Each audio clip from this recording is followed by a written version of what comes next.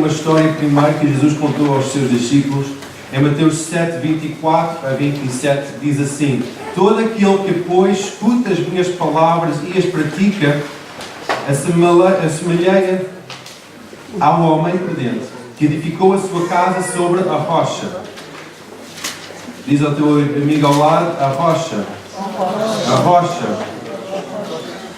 E desceu a chuva e correram os rios e assopraram os ventos e combateram contra aquela casa e não caiu. Diz: não caiu. Não caiu. Porque estava edificada sobre a rocha. Diz: rocha. Rocha. Aleluia, já há mais rochas aqui. E aquele que ouve estas minhas palavras e não as cumpre, compara-a-lo-ei ao homem insensato que edificou a sua casa sobre a areia, e desceu a chuva, e correram rios, e assopraram ventos, e combateram contra aquela casa, e caiu. E foi grande a sua queda. Em Tiago fala acerca de, em capítulo 2, 17, diz que assim também é a fé, se não tiver obras, é morta. Nós podemos ter boas palavras, dizer que nós somos crentes, dizer que nós até sabemos a Bíblia de cor, mas se nós não amamos o nosso próximo, se nós não temos obras de fé, a nossa fé é morta. Significa mais vale nós não termos fé. Significa que nada nos vale ter fé se não há uma ação na nossa vida. Amém? Quando nós pensamos em esta fé, nós podemos ver, a pastora Vera falou e muito bem semana passada, acerca dos fundamentos da fé, das doutrinas principais da fé, mencionada em Hebreus, em que hoje eu vou revisitar alguns fundamentos rudimentares, básicos da nossa fé, em que nós podemos ver em Hebreus 6:1, diz que, pelo que deixando os rudimentos da doutrina de Cristo, prossigamos até a perfeição, não lançando de novo o fundamento. O fundamento este que é do arrependimento, de obras mortas, fé em Deus, da doutrina dos batismos e da imposição das mãos, de ressurreição dos mortos e do juízo eterno.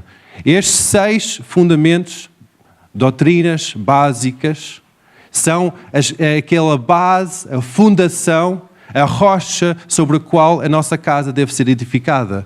Estas são 6 doutrinas base, em que eu hoje vou falar acerca de 2 doutrinas, que as primeiras 2, que é arrependimento de obras mortas e da nossa fé em Deus. Mas antes de começar, eu só queria pedir que baixassem as luzes e vamos pôr um vídeo.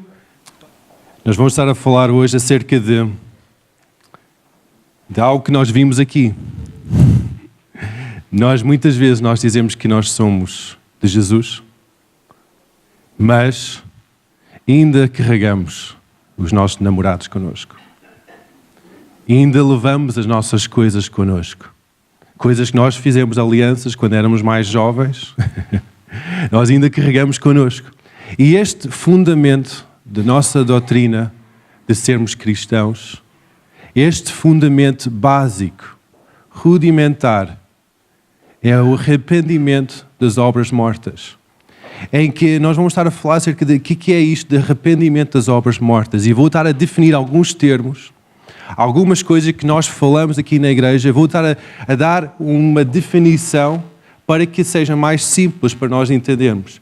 Arrependimento, na Bíblia, tem 2 palavras, tanto no grego como no hebraico, que é uma palavra no grego significa metanoia. Metanoia, que é uma mudança completamente na nossa mente, de nossas ações, de que nós fazemos. Nós mudamos o rumo completo da nossa vida.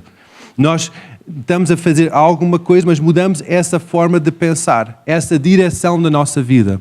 Nós podemos dizer, eu sou cristão, mas depois a nossa vivência é exatamente igual ao dia anterior de nós termos aceito Jesus. Isso para mim não é o arrependimento, porque o arrependimento é uma mudança completa da nossa direção. A nossa forma de pensar muda, transforma. Em hebraico, esta palavra de arrependimento é teshuva. Teshuva é uma decisão que vem de uma ação que vem de uma decisão. Nós decidimos sermos salvos e depois começamos a andar num caminho diferente. É uma ação. Por isso que a fé sem obras é morta.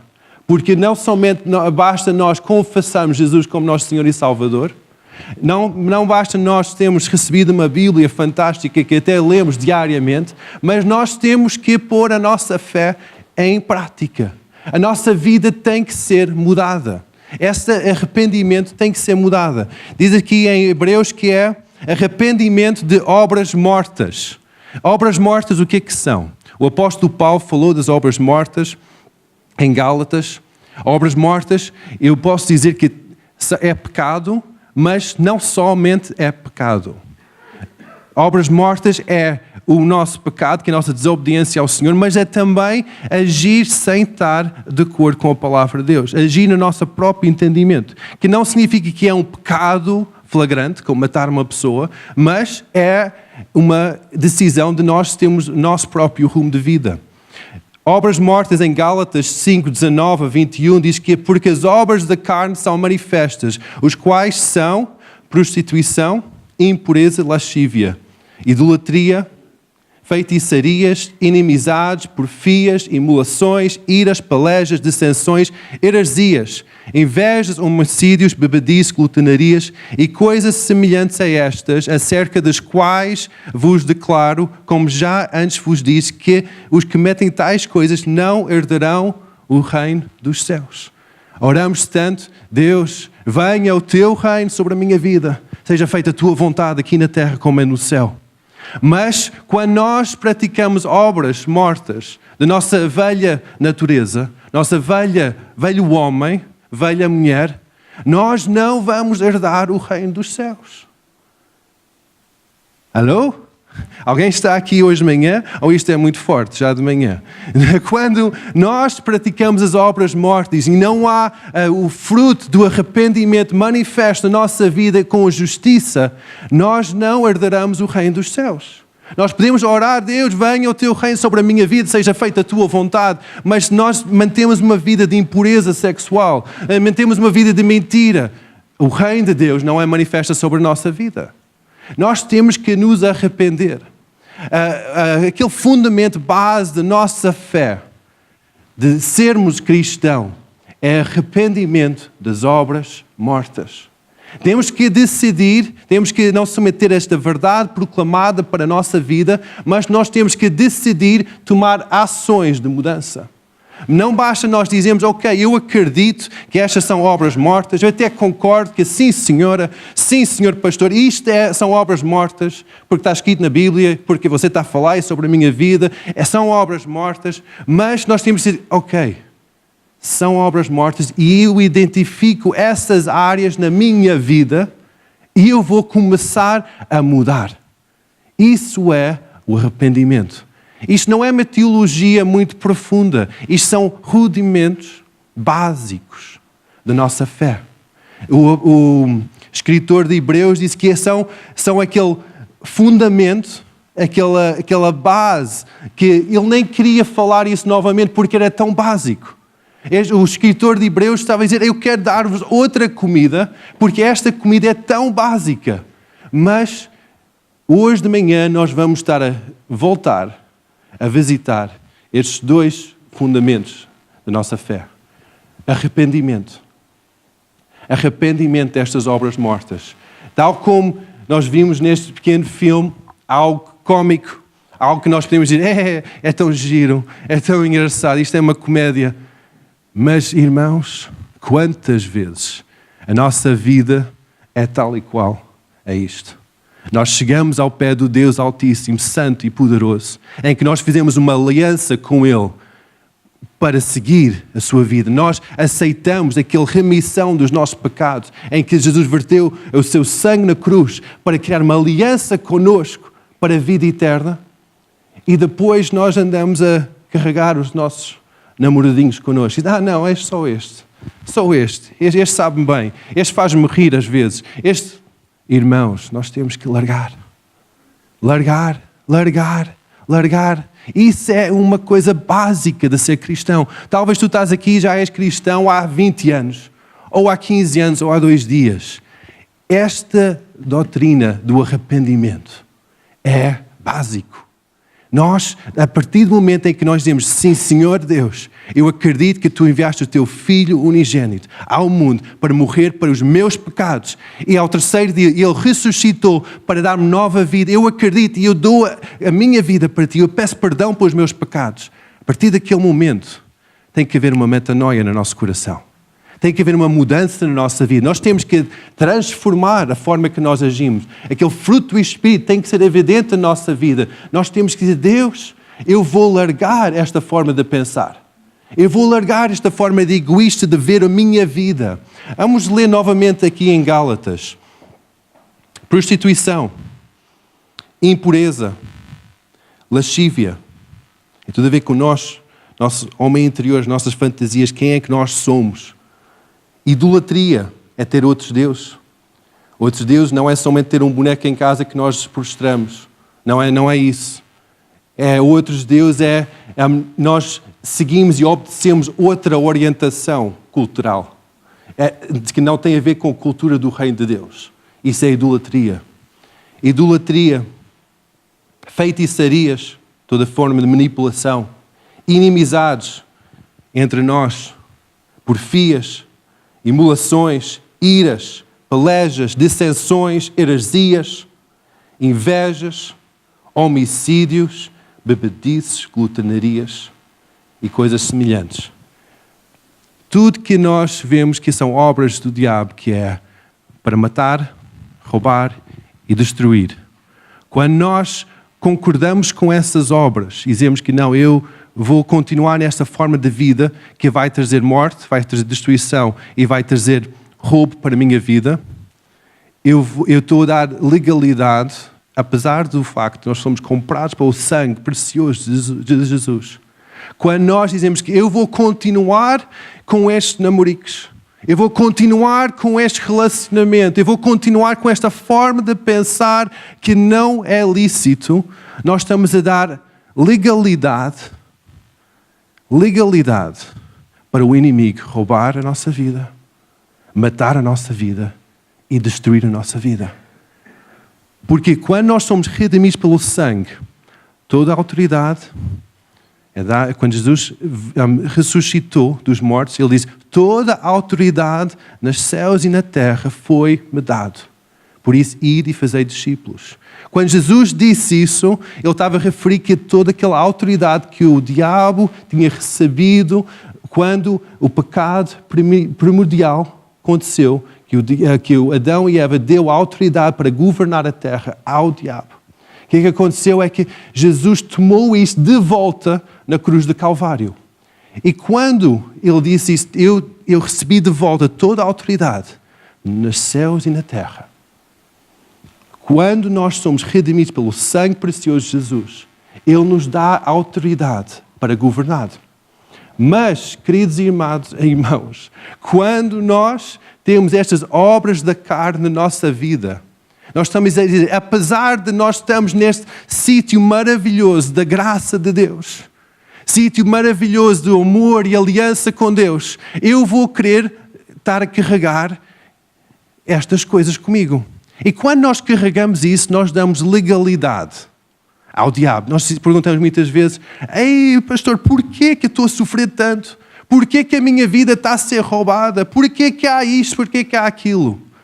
Será que ainda estamos com obras da carne?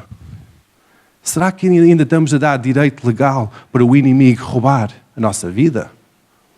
Será que nós só conseguimos realmente ser libertos é quando nós temos a verdade manifesta na nossa vida? E a verdade é esta, é que nós não podemos ter as obras da carne na nossa vida, porque o nosso Deus é santo. Amém? Quem acredita nisso, que Deus é santo? Quando nós queremos aproximar um Deus santo, nós temos que nos livrar, temos que pedir perdão. Deus, perdoa-me dos meus pecados. Nós temos que chegar a Ele com perdão, com humildade e o arrependimento para mudança de vida. Vamos definir mais termos. Fé. O que é fé?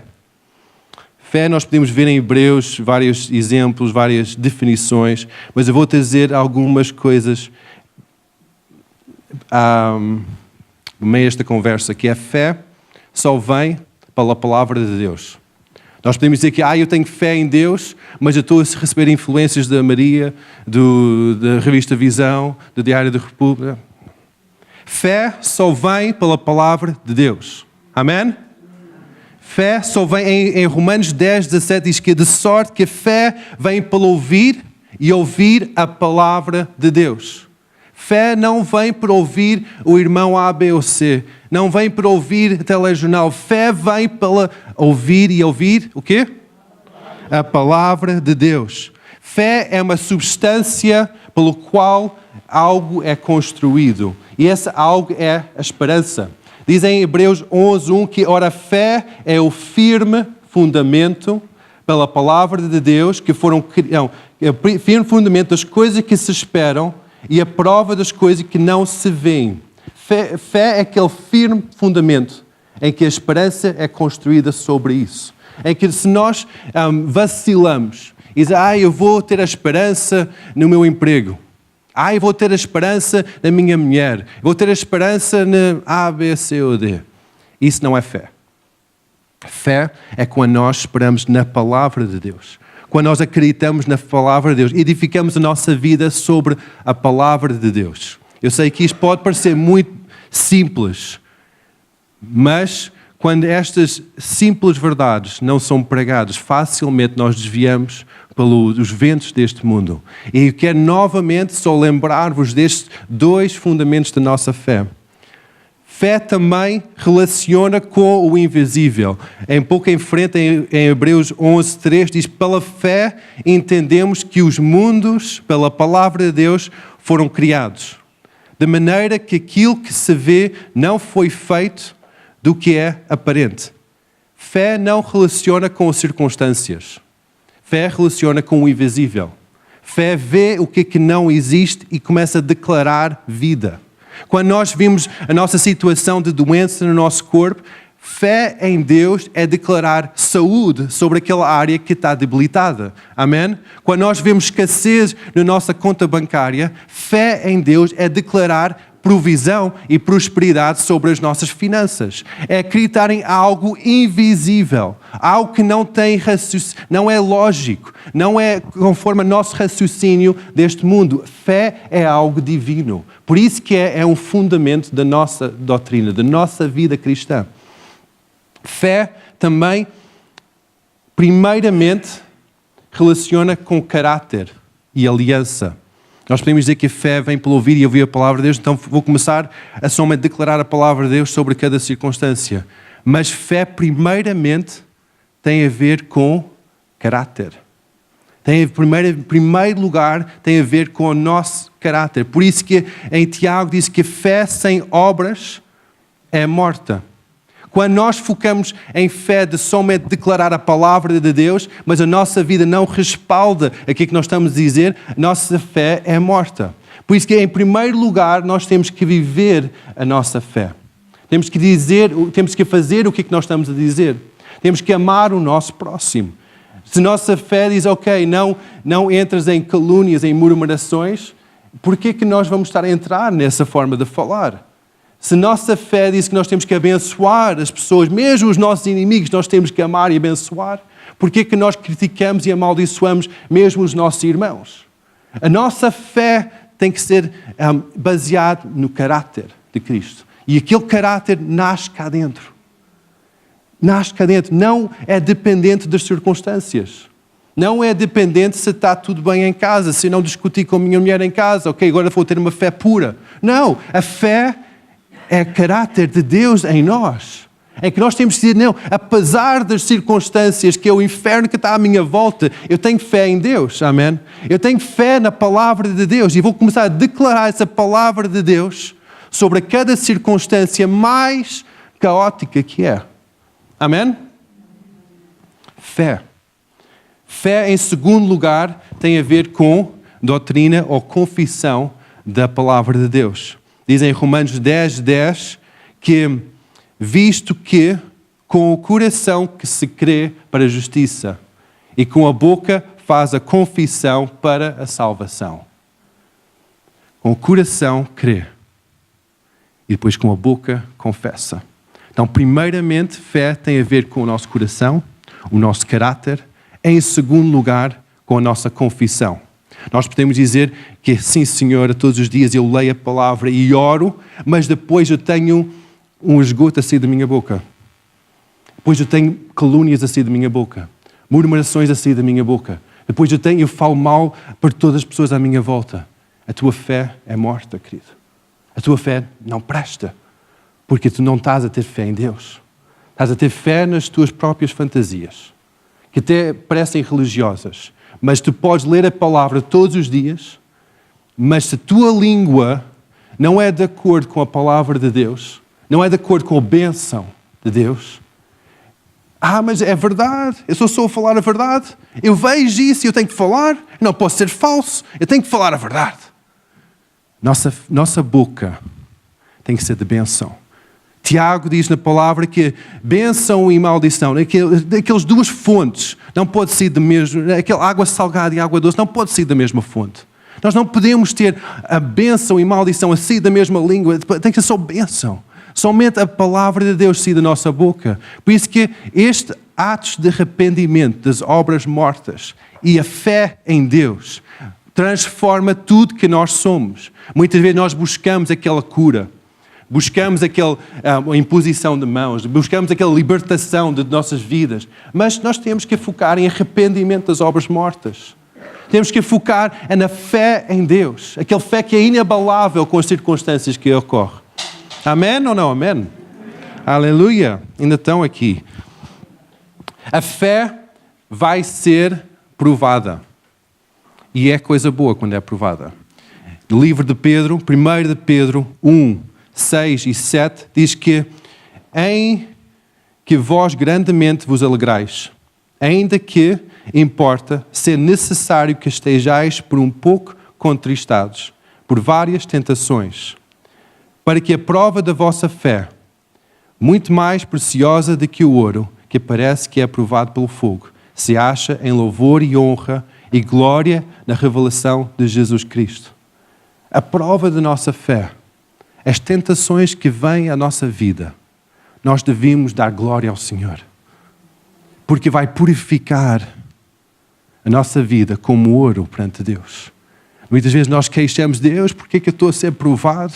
Porque é que a minha fé está a ser posta em causa? Porque é que eu estou a ser tentado com estas situações todas? Dá glória ao Senhor. Abraça Jesus e diz, Jesus, tu estás comigo. Tu ajuda-me a enfrentar esta tentação. Ajuda-me a ser vitorioso nisto. Porque a prova da nossa fé nos purifica.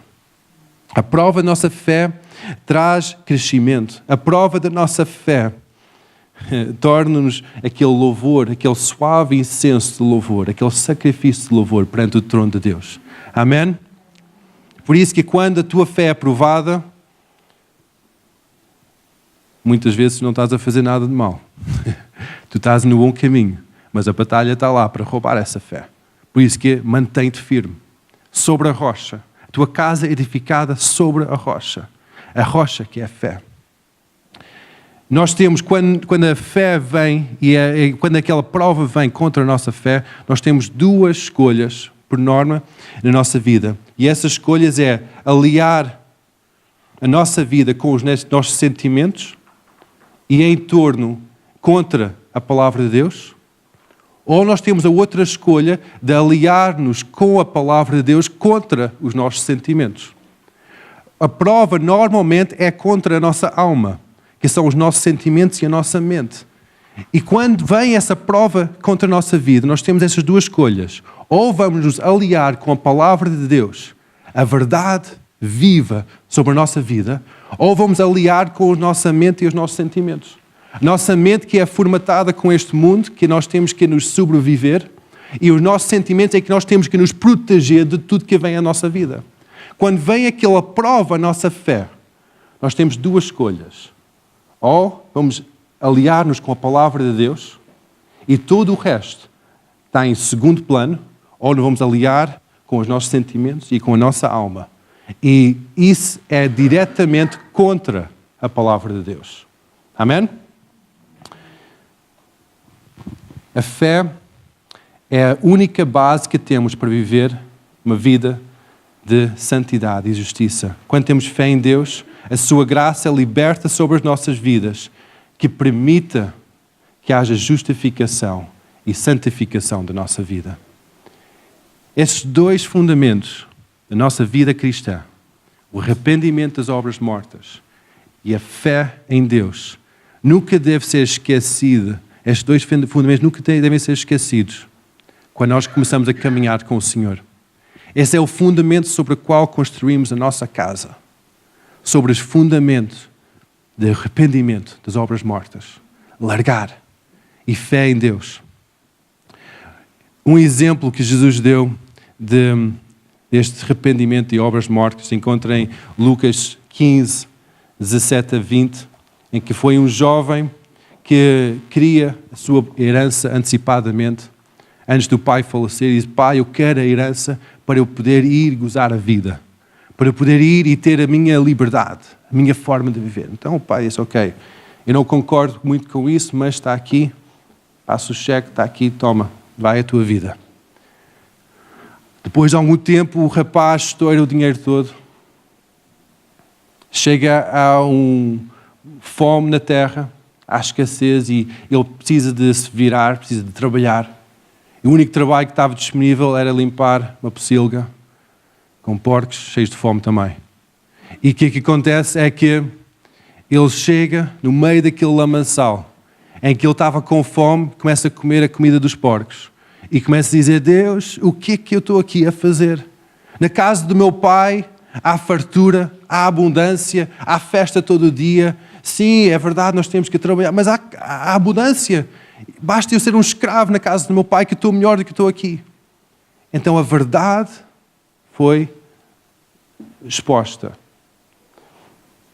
Momento da verdade.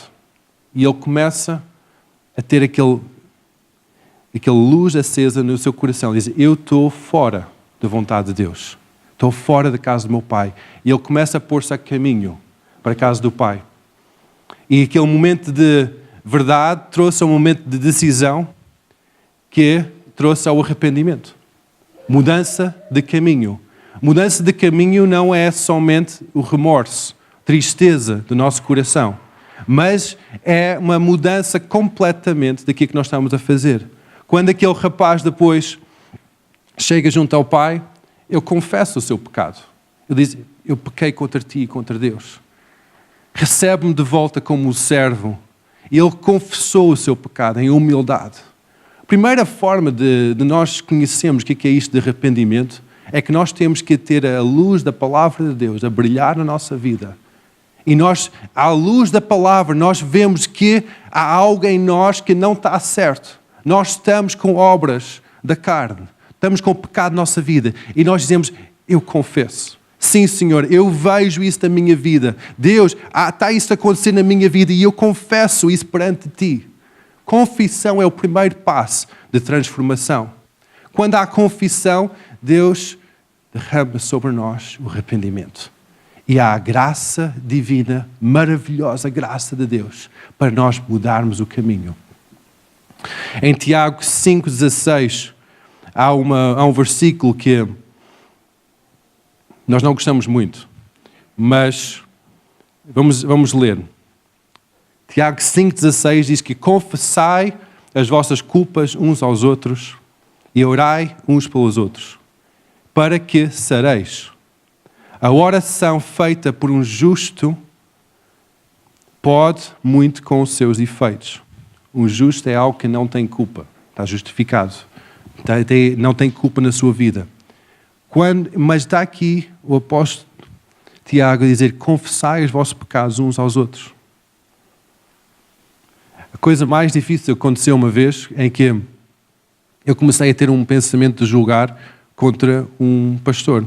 Eu tinha na altura de 18 anos. 20 anos. Em que eu comecei a julgar, a criticar, a murmurar. Era antes de nós casarmos, logo depois de nós casarmos, então eu comecei a falar com a Silvia acerca disso. E desabafar com ela: este pastor, ela cada cabeça, ele não entende. E comecei a falar mal. Em que Deus começou a revelar que isso não estava correto.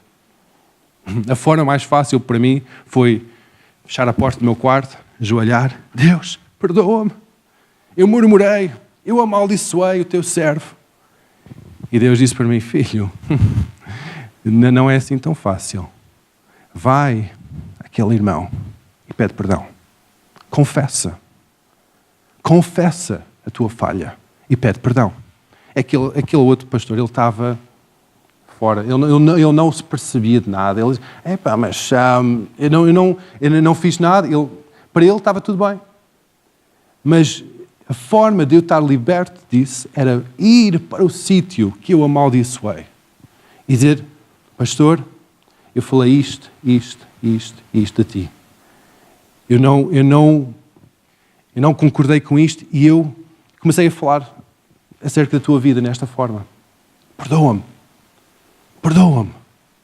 Quando há confissão dos nossos pecados, uns aos outros, olha para a pessoa ao teu lado, uns aos outros, não é somente para Deus o Altíssimo. Nós ofendemos muitos os nossos irmãos. E nós temos que ter aquela coragem e dizer, ok Deus, eu falhei, eu não só pequei contra ti, o Deus Altíssimo, mas pequei contra o meu irmão. E eu vou confessar o meu pecado. Quando nós confessamos o nosso pecado, Ele é fiel e justo para limpar toda aquela porcaria que nós fizemos. Toda aquela injustiça que nós fizemos. Porque quando nós fazemos injustiça, nós estamos a fazer alianças, concordâncias com o inimigo. E depois o inimigo tem direito legal de nos levar como prisioneiro e cativo.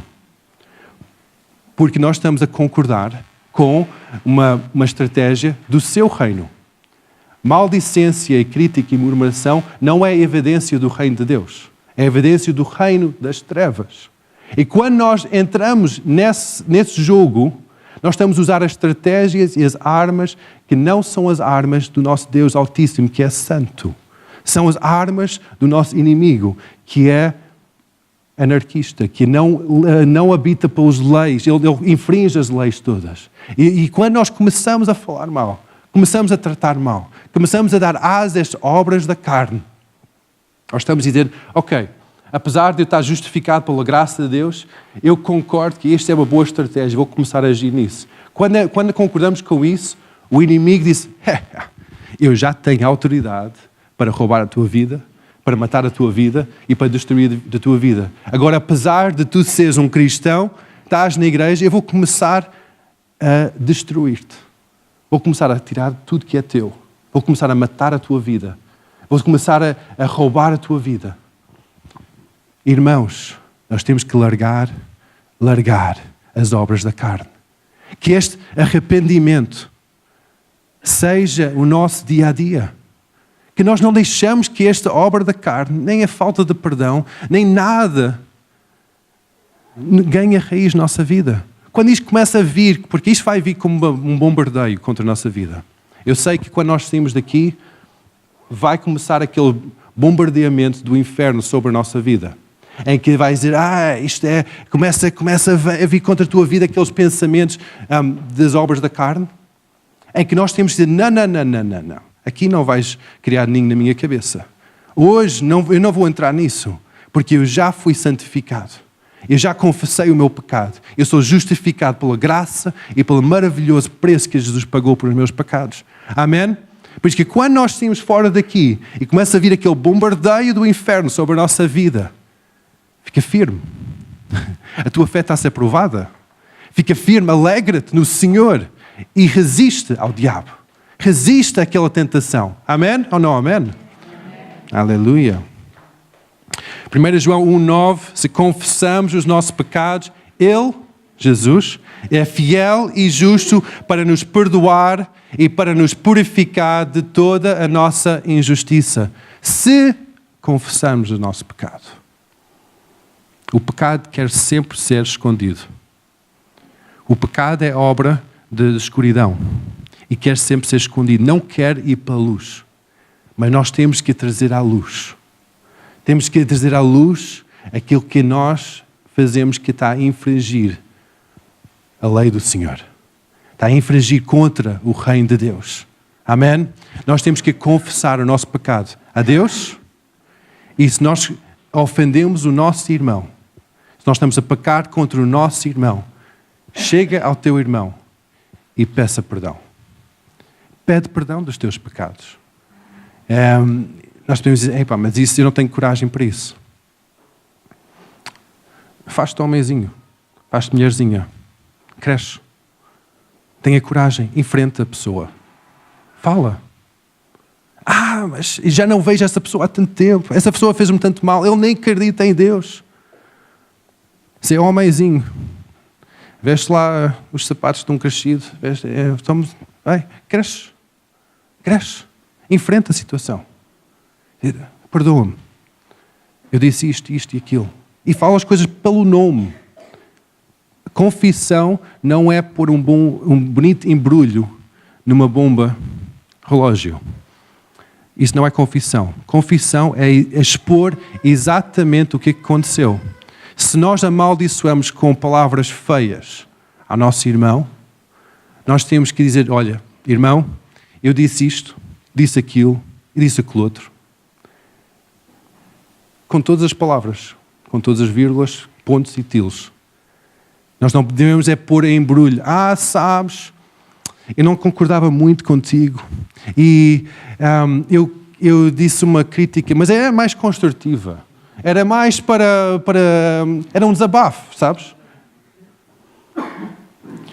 Eu creio que não foi um desabafo naquela altura. Eu creio que foi mais uma facada. Mais Nós temos que ser homenzinhos e confessar o nosso pecado. O tempo não vai curar. É uma mentira que nós recebemos deste mundo, é que o tempo cura. Só Jesus cura. Só Jesus cura. Quando nós pomos uma coisa debaixo do tapete e pensamos, o tempo, vai passar anos e anos, aquela pessoa vai esquecer, eu vou ultrapassar, vai ficar lá dentro de ti uma raiz, vai começar a amargura, e ao pouco tempo, porque aquilo é um direito legal que o diabo tem na tua vida, sendo um homem de Deus, mulher de Deus, é um direito legal que o diabo tem. Ele vai começar a dizer, não, Jesus, olha, apesar do preço grande que tu pagaste, eu tenho um direito legal daquela vida. Porque há amargura. Porque há falta de perdão. Porque há maldição. Porque aquela pessoa está a deixar passar tempo sem confessar o seu pecado. Então eu tenho direito legal para pôr a minha mão lá dentro e sacar-lhe tudo que ele tem. E Jesus vai dizer, ok, eu amo essa pessoa. Ele vai tentar fazer tudo para atrair essa pessoa, a tua vida, vai tentar fazer tudo para atrair a tua vida de novo aonde? Para o lugar do arrependimento. Jesus vai fazer tudo para atrair a tua vida de volta à cruz. Para que tu consegues largar todas aquelas obras da carne e podes novamente ser restaurado. Por isso que esta história de, ok, o tempo vai passar, vai correr tudo bem, foi feio naquela altura, mas vamos lá ser homenzinhos e esta forma de união, esta forma de ter uma família cristã, implica isto. Negócio de família é esta. De dizer, olha, Ruth, perdoa-me, fiz isto e aquilo outro. E ela diz, eu perdoo-te. Já passou. A gente já não estava a lembrar acerca disso, já passou. Mas logo ali essa exposição traz restauração. Traz restauração, traz união. O arrependimento, Deus derrama sobre nós, logo depois do arrependimento, a graça para mudar. Muitas vezes nós dizemos, mas eu não sinto graça na minha vida, isto parece que estou aqui a andar sem força, parece que não tem graça. A graça de Deus é liberta quando há arrependimento. E arrependimento vem quando há confissão. Isto é tudo, mas muitas vezes nós esquecemos do primeiro ponto, que é o mais difícil, que é a confissão. Confissão dos nossos pecados leva-nos ao arrependimento. Metanoia, mudança de vida, mudança de mentalidade, mudança de direção. Eu estou a andar por aqui, eu largo tudo e eu vou andar por aqui. Metanoia é aquela mudança completamente de nossa vida. Mas ele só vem quando nós reconhecemos à luz da verdade santa de Deus, dizer que não, eu estou com áreas da minha vida que é pecado. Áreas da minha vida que são obras mortas. Eu estou ainda com estas coisas no meu coração. Na forma de eu ver o mundo, ainda tenho isto. Então, confessamos isso. Não é mal termos isso na nossa vida, é mal não confessarmos. Todos nós nascemos como pecadores. Não há mal nenhum nós temos pecado na nossa vida, porque todos nós nascemos debaixo desse jugo do pecado. É mal continuarmos no pecado sem confessar o nosso pecado. Isso é a verdadeira burrice. Quando nós vemos que à luz da palavra de Deus que isso é pecado e nós não temos aquela humildade, aquela hombridade, dizer, Deus, perdoa-me por isto. Eu pequei, eu estou em pecado. Há esta coisa na minha vida, há este ganchinho no meu coração que o diabo está a usar para roubar a minha vida. Amém ou não amém? Aleluia. Ao longo da igreja, da história da igreja, os grandes avivamentos, as grandes colheitas de pessoas ao reino de Deus, aqueles milhares e milhares, a vir encher as igrejas. Qual era a mensagem que era pregada? Arrependimento. Eu lembro uma vez, foi talvez o maior, aquele abre-olhos que eu tive no mundo espiritual. Eu fui quando tinha 18 anos visitar uma igreja que estava em avivamento, uma igreja da Assembleia de Deus, em Pensacola, em Flórida, que estava em avivamento. Percorreu por todo lado que estava em avivamento, em que as pessoas faziam filas para chegar àquela igreja. E eu e o Ricardo Santos, na altura, ele era o líder de jovens e eu era quase o apoio. E eu que estava a querer aprender como é que era ser líder de jovens, eu disse, olha, isto está a acontecer. O Ricardo disse, olha, tu queres ir comigo? Então, bora. Então fomos os dois para Pensacola, para uma conferência de líderes jovens, em que era para incendiar-nos com este fogo. E realmente eu vi pessoas, multidões, era tempo de furacão, era fevereiro. E fevereiro em Flórida é tempo de furacão, é estação de furacão, em que passa com frequência furacões pelo Golfo de México. E estava na altura que estava chuva a cair, há um tempo de furacão, temporal lá fora, em que chegou o dia e cheguei ao pé da igreja para entrar e comecei a ver filas e filas de pessoas à porta. Temporal, em que quase não se conseguia conduzir o carro. Pessoas estavam com os chapéus à porta. Horas. Pessoas esperavam a noite toda para entrar. Então, uma noite nós estivemos livres para ir à sala principal, porque a reunião dos jovens era numa sala à parte, mas nós fomos para a sala principal para ir a uma reunião, porque eles estavam a ter reuniões todos os dias. E a pregação que foi dada era uma pregação de arrependimento. Uma pregação de arrependimento, de larga as obras mortas da carne. Larga a vossa vida, em que se chamava pelaquela misericórdia de Deus. E eu perguntei a algumas pessoas, alguns assistentes estavam ali ao lado, mas qual é o tipo de pregação que dá isso? Olha, todos os dias é a mesma coisa. É arrependimento. A palavra é exatamente a mesma coisa todos os dias. Então, e as músicas e tudo? Olha, no final da pregação, o líder de louvor sobe e toca a mesma música sempre. E a música era, Deus tenha misericórdia. Deus clama por misericórdia. Todos os dias. Eu disse, meu Deus, isto é algo tão básico. É algo tão rudimentar, tão fundamental.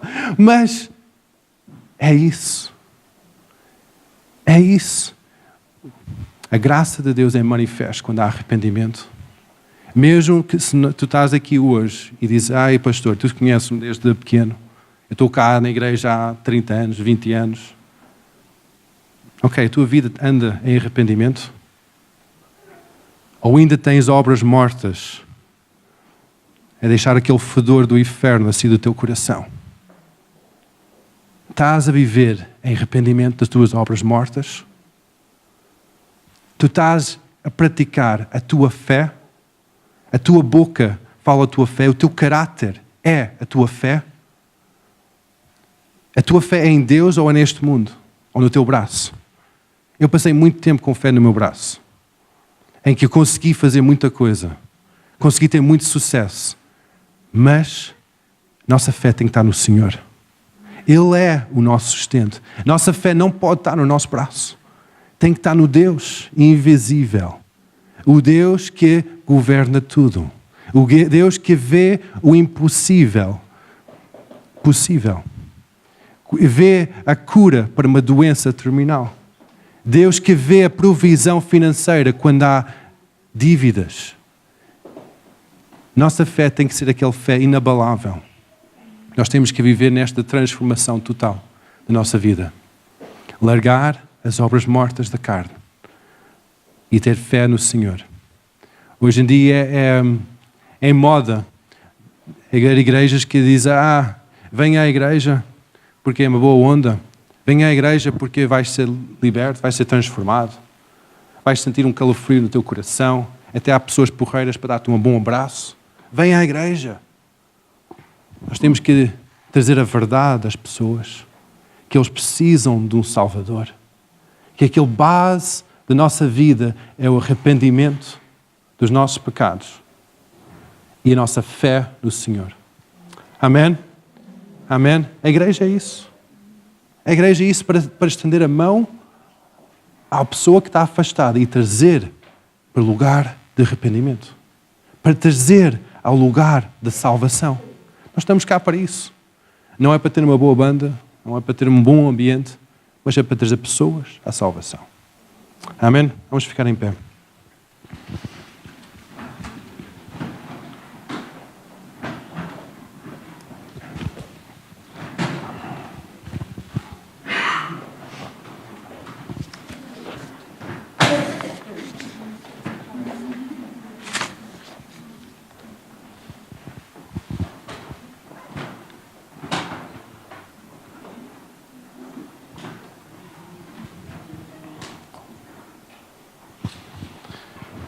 Aleluia.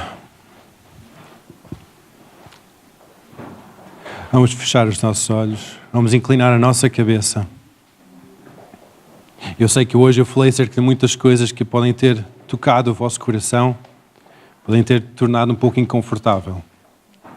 Mas se hoje tu estás a identificar áreas na tua vida em que o Espírito Santo está a trazer luz e está a trazer a sua verdade,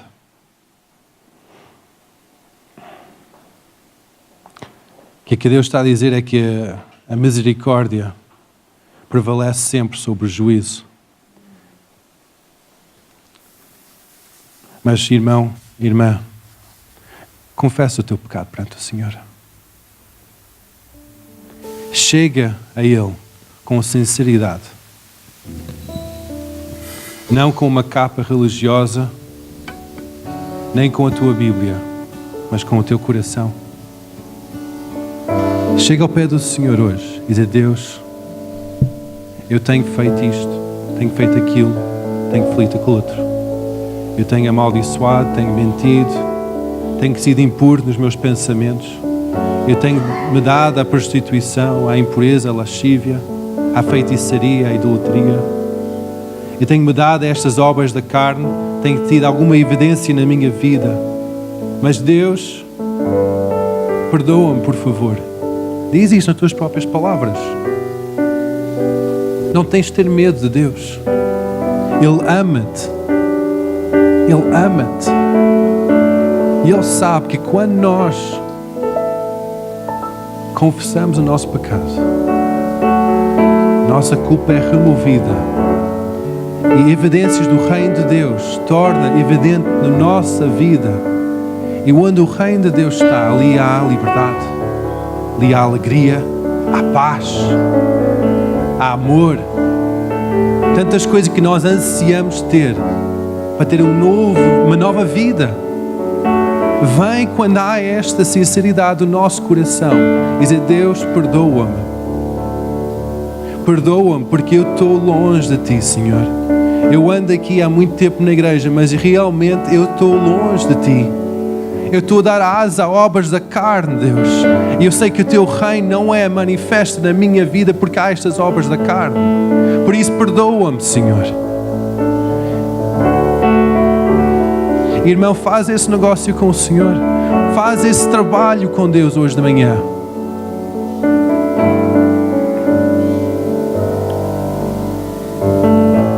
Onde tu estás, desliga-te da pessoa ao teu lado. Fecha os teus olhos. E faz este trabalho com o Senhor. Se é homenzinho, se é mulherzinha. E faz este trabalho com o Senhor. Deus, eu tenho sido orgulhoso. Tenho falado mal do meu irmão. Tenho dito isto. Deus, tem misericórdia de mim. Tem misericórdia de mim. Tal como o filho, nós chamamos o filho pródigo, que diz ao pai: tem misericórdia de mim, pequei contra ti e contra Deus. Aceita-me como um servo, um escravo. Deus não vai aceitar-nos como escravo e servo. Ele vai aceitar-nos como filhos. E vai nos restaurar a nossa identidade, a nossa posição. Vai ter uma festa no céu. Porque Ele nos ama. Ele te ama. Ele quer que tu voltes e que não sejas mais roubado. Que não sejas mais destruído. Que a morte não seja evidente na tua vida. Aleluia.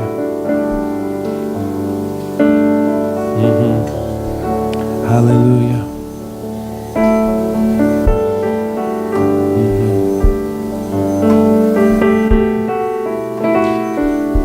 Oh, Santo Espírito, ensina-nos, Senhor, que esta fé em Deus seja um pilar na nossa vida, seja o alicerce da nossa casa, inabaláveis, Senhor, que nós não sejamos abalados pelas circunstâncias deste mundo, mas que nossa fé seja firmada em Ti, Senhor.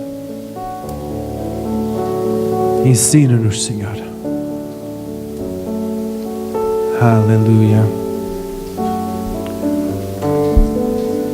Hoje de manhã, se tu vens cá e precisas de oração, vem aqui em frente. Nós vamos orar por ti. Logo depois daquela passagem em que diz que confessai os vossos pecados uns aos outros, diz assim: e se algum de vós está doente, chama os presbíteros da igreja, ungi com óleo, e a oração do justo tem muito efeito. Se estás aqui hoje e estás aflito com os problemas que estás a passar, tu precisas de um toque de Deus, chega aqui em frente. Nós vamos orar por ti, vamos ungir-te, vamos orar uma oração de fé, acreditando que não é por nossa força, nem pelo nosso entendimento, pela fé que nós temos em Deus. Ele vai fazer o impossível na tua vida. Ele vai tocar a tua vida.